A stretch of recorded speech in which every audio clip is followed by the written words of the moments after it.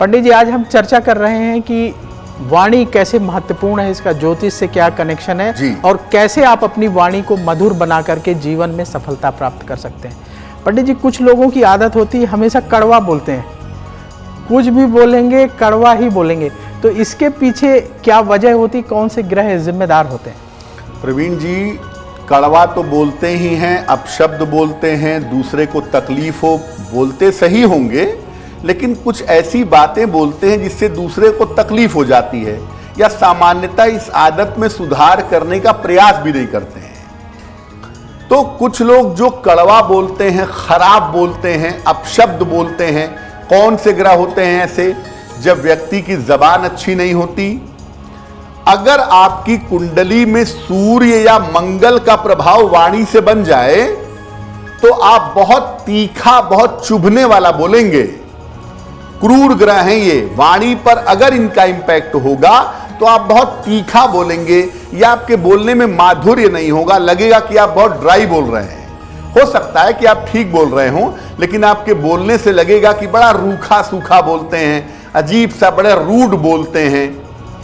राहु का संबंध बुध या बृहस्पति से हो जाए तो ऐसे लोग टॉन्ट करते हैं, व्यंग करते हैं, और व्यंग स्वाभाविक सी बात है कि दूसरे को बुरा लगेगा। तो राहु का संबंध होने से बुध या बृहस्पति से व्यक्ति व्यंगात्मक बोलता है, कड़वा बोलता है, खराब बोलता है।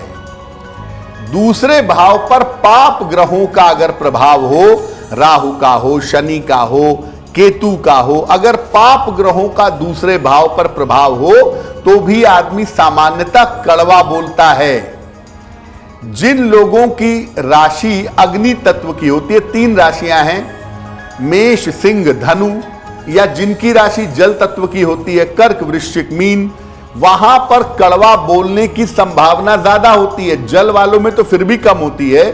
जो फायर एलिमेंट के लोग हैं, मेष, सिंह और धनु वाले, वो क्रोध में आके कब क्या बोलेंगे और कैसे बोलेंगे और किसको बोलेंगे, ये समझ पाना सही नहीं होता, समझ में नहीं आता।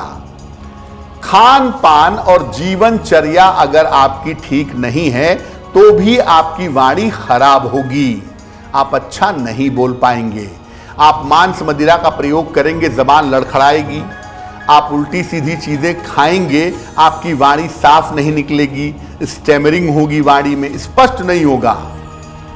जो लोग गलत या अशुद्ध मंत्र जप करते हैं, ऐसे लोगों के साथ भी देखा गया है कि उनके वाणी की शक्ति चली जाती है। इसीलिए हमेशा याद रखिए, मंत्र जप तभी करिए जब आप शुद्ध उच्चारण कर सकते हो, अन्यथा आप चालीसा पढ़ लीजिए, प्रार्थना कर लीजिए।